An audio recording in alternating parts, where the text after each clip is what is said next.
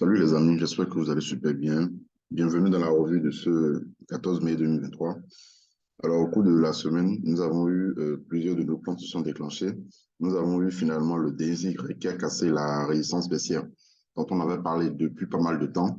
La résistance baissière qui s'était opposée à la hausse, à la première tentative de hausse du dollar en mars passé. Voilà. Donc là, nous avons eu, on peut en quelque sorte dire, euh, une formation, d'accord, un début de formation d'un double bottom. Le double bottom ici, c'est, bon, là nous sommes sur le deuxième creux qui est en formation. Nous allons prendre ce niveau comme la ligne de coup, d'accord? Et si je vais en hebdo, le graphique hebdo, un instant,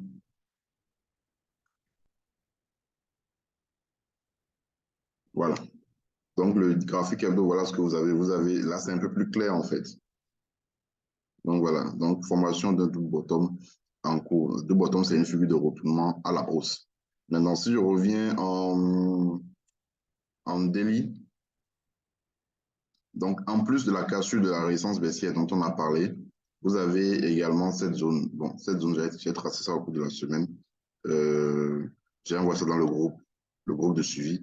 Là, vous avez cette zone, d'accord, qui est une zone de résistance. C'est au sein de cette zone que le prix s'est vraiment consolidé pendant un bon moment. Voilà. Donc là, le prix a finalement cassé cette zone au même moment, la résistance baissière daily que vous avez. Alors, pour la semaine à venir, bon, je viens sur le graphique H4. Vous allez bien voir. Alors, si vous n'avez pas encore pris de position sur une paire en bon, sur une paire en dollars, euro, USD, GBP, USD, tout ce que vous voulez, est-ce qu'il faudrait prendre position? Est-ce qu'il faudrait vendre euro USD en même temps? Je crois que ce serait un peu, ce serait pas vraiment intéressant parce que je pense que le prix pourrait corriger avant de repartir. Comme ça pourrait partir également. En fait, ça dépendra du risque que vous aurez à prendre. Si je reviens sur l'euro USD, voilà. Donc, l'euro USD, le dimanche passé, je crois, on a parlé de ça, j'ai parlé de cette zone, d'accord, je parlais de cette cassure et tout, et on avait la cassure pullback aussi, ici, ok, et au finish, on a la cassure de la zone dont j'ai parlé, on a même eu un pullback dans la zone, bon, il fallait partir à une unité de temps inférieure pour prendre la position et tout. Bon, moi particulièrement, je n'ai pas pris de vente sur euro USD, j'ai beaucoup plus été sur AUD, les NZD USD et le GBP, d'accord, le GBP USD. Et l'USDCHF également. Et je crois, voilà, je crois que ce sont les paires que j'ai vraiment tradé. Je vais voir au cours de ce zoom. Alors, donc là, vous avez la cassure, pullback et tout. Donc, c'est en train de partir. Est-ce que vous allez prendre une vente si vous n'avez pas encore pris de vente depuis le sommet ici? Je ne pense pas que ce soit une bonne idée. C'est déjà trop parti. D'accord, l'idéal serait vraiment de patienter, d'attendre une correction. Même si ça descend jusqu'ici, jusqu'à casser sans corriger, à un moment donné, ça va forcément corriger. Donc, l'idéal serait d'attendre vraiment le bon moment pour prendre position. Donc, vous allez voir que presque sur toutes les paires en USD, on a des... Voilà, même ici, ça a cassé. Donc, je crois que ça pourrait peut-être corriger sur cette droite. Voilà, même si ça descend un peu, ça pourrait peut-être corriger là-dessus avant de redescendre. Donc, si je viens peut-être en unité de temps inférieur,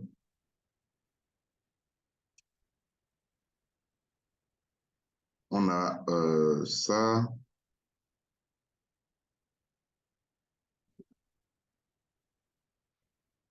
Voilà.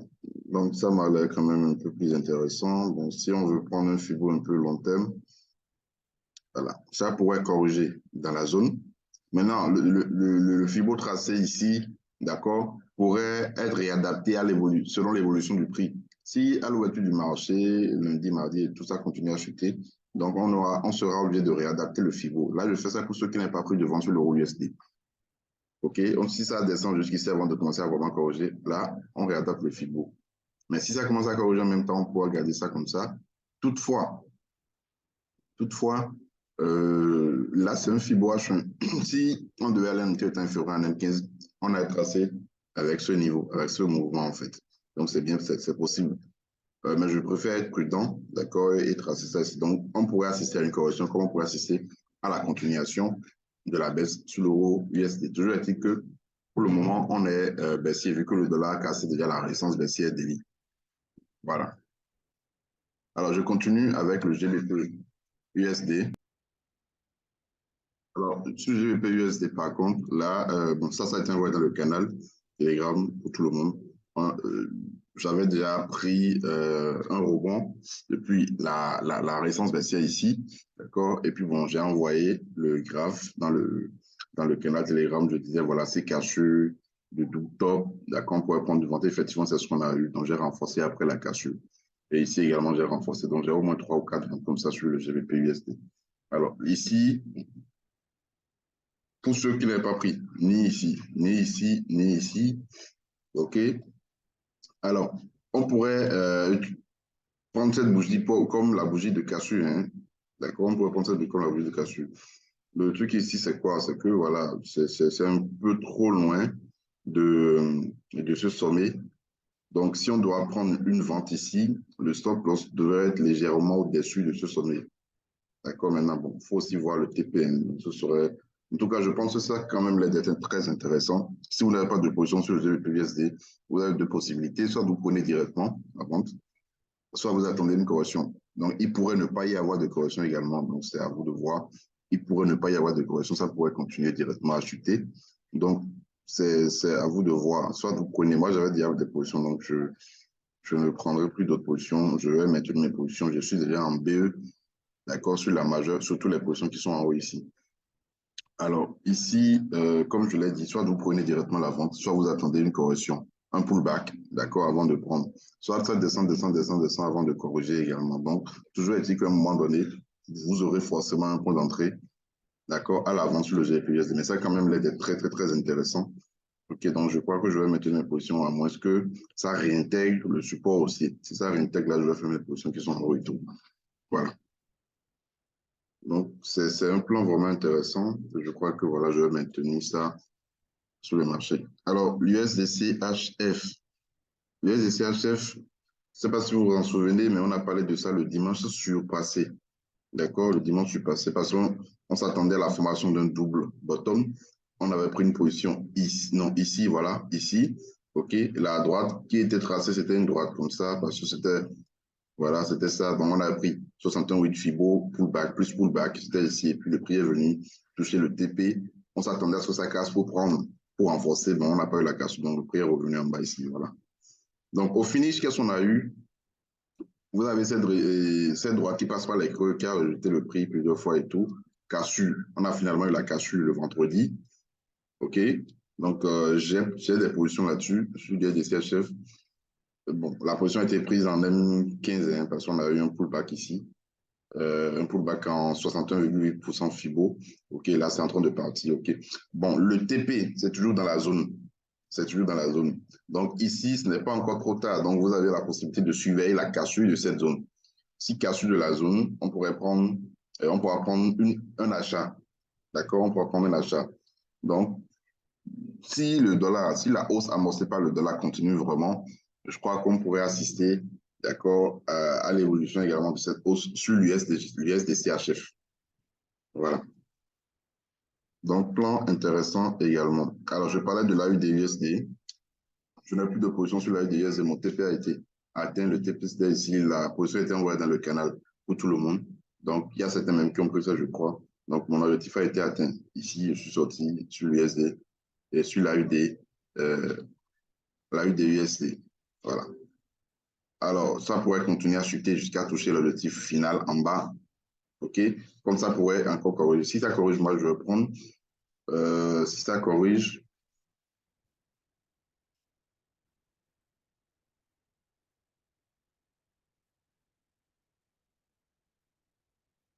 voilà. Si ça corrige, je vais l'attendre dans la zone ici. Ce serait intéressant. Bon, toutefois, il ne faudrait pas oublier quand même que nous sommes dans un range. Donc, ça pourrait s'arrêter ici et revenir directement en haut. Donc, c'est un risque qu'on aura à prendre ici. OK? Prendre ça en plein milieu du range. Parce que ici, on avait pris ça depuis la borne supérieure et on a renforcé après cassure ici. Donc, même au sein de range, vous avez des tendances. D'accord? Tendance, tendance, tendance. Donc, si ça corrige, j'aurai un nouveau point d'entrée. Autrement, je laisse le prix couler jusqu'en bas et voir s'il y a possibilité, de prendre ça ici. Voilà, de prendre ça dans la bande inférieure, de prendre un achat dans la bande inférieure. D'accord? Donc, c'est un peu plus simple. Et NZD, USD, pareil, l'objectif également a été touché. OK. Je crois que même, bon là, je n'ai pas envoyé ça dans le canal pour tout le monde, j'ai envoyé ça dans le groupe de suivi. D'accord, la position a été prise sur le sommet ici. En fait, c'est une droite délit.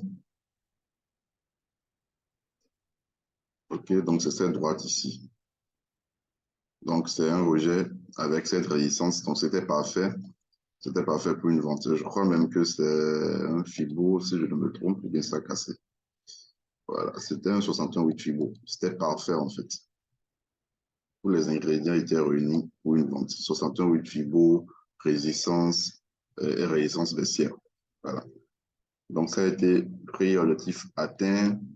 Bon, un peu comme live de USD, je suis sorti avec le TP atteint, mais le TP final, c'est en bas ici. Bon, on ne va pas rentrer quand même totalement en bas ici. On ne va pas prendre une vente là. Soit ça corrige, soit ça continue et puis on l'attend en bas. Si ça ne casse pas le bas, si ça casse le support que nous avons ici, alors là, on cherchera d'autres points d'entrée à la vente sur NZD USD. Alors, le gold, par contre, le gold n'a toujours pas cassé le support haussier. Le support haussier ici, c'est ça.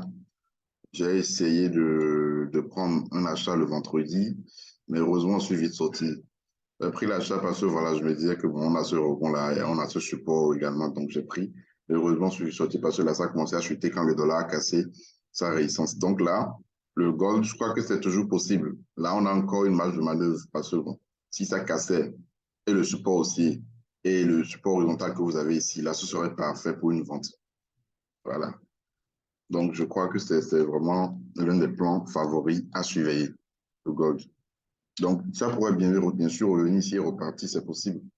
D'accord? Donc, tout dépendra de la configuration de la bougie que vous aurez à ce niveau. Soit une cassure, soit un rebond, comme vous le savez. Alors, il y a, bon, le GBP-CHF, je n'ai pas parlé de ça dans le groupe de suivi ni dans le canal. J'ai pris ça sur les 61,8%. Je suis sorti parce que, bon, je me suis dit, il y a ce petit niveau ici, vous voyez que ça a repoussé le prix.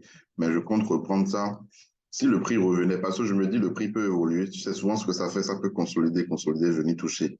Et le support aussi, et les 61,8%. Là, ce serait parfait, d'accord, pour un buy. Donc, il faudrait aussi surveiller cela. Alors, il y a, bon, l'USDJPY, je crois, je suis vite sorti, je ne sais pas pourquoi, je suis très vite sorti. Et ça m'a d'ailleurs fait un peu mal, parce que c'est l'un des plans que je surveillais vraiment. On avait déjà pris ça la semaine passée, je crois, depuis ici, et puis on est sorti après. On avait tracé un canal pour ceux qui me suivent. Alors, j'ai pris ça, c'était ici, je crois, voilà. Je vais retracer, voilà. C'était ici, OK. Et je suis sorti le jeudi. Ouais, jeudi, voilà, c'était quelque part ici. Je suis sorti le jeudi soir. Je ne sais pas pourquoi je suis sorti le jeudi. Je crois que c'est à cause de cette droite, hein, si je me trompe. Voilà. Je suis sorti quelque part ici parce que je me dis, bon, je vais attendre ça casse. Bon, après, je n'ai plus pris parce que vous avez vu comment ça a évolué. Voilà. Donc, l'objectif, c'est toujours la hausse, hein, parce que je me dis, on pourra assister à une hausse jusqu'à ce niveau, jusqu'à ce sommet. Donc, c'est bien possible. Et même là, je crois que c'est également possible avec la dynamique haussière que nous avons ici. Je crois qu'il est tout à fait possible de prendre un achat, d'accord, sur l'USDJPY. Voilà. Alors, à part cela, il y a l'euro JPY. J'ai envoyé ça dans le groupe. L'euro JPY, j'ai pris une vente ici. Voilà, là, je suis actuellement en fait. En fait, j'ai même dit, voilà, j'ai pris ça avec un peu de retard. J'ai pris la vente quelque part ici. Donc, je me dis, bon, ça pourrait. En fait, c'est un peu comme ce que j'ai dit pour le GBP-CHF. Vous avez vu ça toucher les 50% ici. Mais là, ça revient maintenant toucher les 50% avec la résistance baissière. Donc, ça pourrait être intéressant pour une vente. D'accord? Ça pourrait vraiment être intéressant. Si vous n'avez pas pris ça, je vous conseillerais de surveiller ça. Maintenant, si vous prenez une vente sur les 50%, le stop doit être placé légèrement au-dessus des 61,8% parce que ça pourrait venir chercher ces 61,8% avant de redescendre. Donc, voilà. Donc, c'est vraiment à surveiller. Euro GPY. Et puis, il y a Euro NZD que j'ai loupé. Pour finir, alors n'oubliez surtout pas de liker la vidéo si ce n'est pas encore le cas. Si vous voulez vraiment nous soutenir, likez toujours la vidéo, abonnez-vous si ce n'est pas encore le cas et partagez souvent. Voilà. Et pour ceux qui demandent souvent la formation, voilà, cette année, je n'ai pas vraiment prévu faire de formation. Formation en vague, formation complète, je n'ai pas vraiment prévu ça parce que je n'ai pas vraiment le temps pour le moment pour ça. Donc, cette année, ce n'est pas vraiment un programme de faire une formation, de regrouper les gens, faire une formation par vague. Non, non, non. La formation qui est disponible, c'est la formation intermédiaire. Donc, la formation uniquement sur la stratégie FIBO, qui est la stratégie que moi-même j'utilise, pour ceux qui le savent. D'accord? Donc, c'est une formation qui prend en compte toutes vos préoccupations. C'est une formation bien expliquée, bien détaillée, et c'est enregistré. Donc, quand vous payez, le prix, c'est 75 000 francs. Quand vous payez, vous recevez la formation par télégramme en échange secret. Donc, mais c'est à vie, ça dit vous avez la possibilité de visualiser ça. À vie, vous recevez ça. Et après visualisation, c'est une vingtaine de vidéos. D'accord, bien expliqué. Après visualisation, euh, vous avez la possibilité de me solliciter pour un Zoom si vous avez des préoccupations et tout. Sinon, en temps normal, rares sont ceux qui demandent le Zoom après parce que c'est tellement bien expliqué que tout est simple en fait. Voilà. Donc, vous avez la possibilité là, cette possibilité de faire un Zoom avec moi. Euh, et puis, après, je vous ajoute dans le groupe de suivi et tout, voilà, pour pouvoir effectivement suivre vos analyses et tout. Donc, voilà.